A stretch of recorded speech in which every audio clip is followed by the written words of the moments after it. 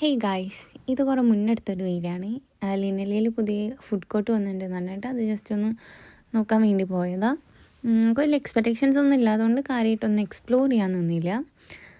നമ്മളവിടെ കയറി ചെന്നപ്പോൾ ആദ്യം തന്നെ ഒരു ഹേസൽനട്ട് സ്പ്രെഡ് വേഫിൾസ് കണ്ടു.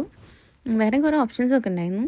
നമ്മൾ ജസ്റ്റ് വേഫിൾസ് കണ്ടപ്പോൾ ജസ്റ്റ് ട്രൈ ചെയ്ത് നോക്കാമെന്ന് വിചാരിച്ചിട്ട് നമ്മളത് നോക്കി. ഇത് ഒരു ഹേസൽനട്ട് സ്പ്രെഡ് വേഫേഴ്സ് അതിന് കുറച്ച് ആൽമണ്ട് ക്രംസ് ഒക്കെ ഉണ്ട്. സോ നമ്മൾ കാശ് ടാപ്പ് ചെയ്ത് മേടിച്ചു.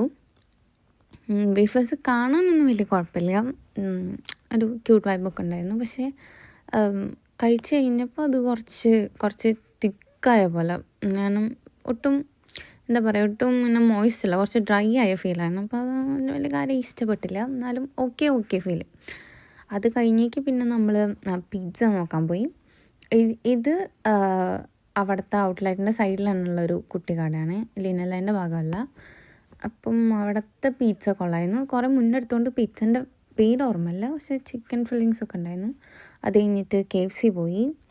പിന്നെ സ്ഥിരം KFC പോയി, അവിടുത്തെ ഒരു ബക്കറ്റ് ഓർഡർ ചെയ്തു. പിന്നെ KFCൻ്റെ പറയണ്ടല്ലോ, കുഴപ്പമില്ലായിരുന്നു, അത്യാവശ്യം ഒരു ഡീസൻ്റ് ആയിട്ടുള്ള പ്ലാറ്റായിരുന്നു. അതും അങ്ങനെ കഴിച്ചു, നല്ല സെറ്റാക്കി. അവിടുത്തെ ഫ്രൈസ് അടിപൊളിയാണ് എന്നൊക്കെ പറഞ്ഞാൽ അപ്പം അത് കഴിച്ചു.